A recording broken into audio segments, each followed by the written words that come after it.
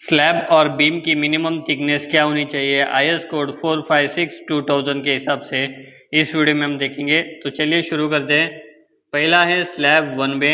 Span अगर 3.5 metre होगा या फिर उससे छोटा होगा तो मिनिमम थिकनेस होगी 100 mm से लेके 125 mm। दूसरा है स्लैब 2 वे। स्पैन अगर 6 मीटर या फिर उससे छोटा होगा तो मिनिमम थिकनेस होगी 125 mm से लेके 150 mm। तीसरा है roof slab simply supported. Span अगर 6 मीटर होगा या फिर उससे छोटा होगा तो थिकनेस होगी 100 mm।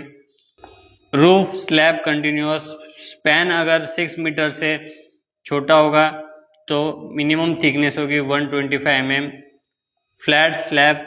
स्पैन अगर 6 मीटर होगा या फिर उससे छोटा होगा तो थिकनेस होगी 150 mm। अभी हम बीम के बारे में जानकारी लेते हैं, बीम की थिकनेस के बारे में। तो बीम सेकेंडरी। स्पैन अगर 6 मीटर से छोटा होगा तो मिनिमम थिकनेस होगी 200 mm से लेके 230 mm विड्थ और 250 mm से लेके 300 mm depth. Beam main. Span अगर 6 मीटर या फिर 6 मीटर से छोटा होगा तो थिकनेस होगी 230 mm विड्थ, 300 mm से लेके 350 mm डेप्थ। Beam main.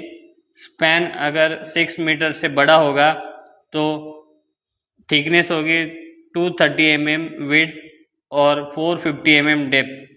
तो थंब रूल के बारे में हम अभी जानकारी लेते हैं। तो थंब रूल हमें क्या बताता है? Slab depth equal to span divide by 30 to span divide by 35। Beam depth span divide by 12 to span divide by 15। Beam width depth divide by 2। तो दोस्तों ये मिनिमम थिकनेस थी स्लैब और बीम की जो IS कोड 456/2000 के हिसाब से है। तो ऐसे सिंपल कॉन्सेप्ट समझने के लिए, जानने के लिए अपने फेसबुक पेज नवग्रह डेवलपर को फॉलो कीजिए और हमें इंस्टाग्राम पे भी आप फॉलो कर सकते हो।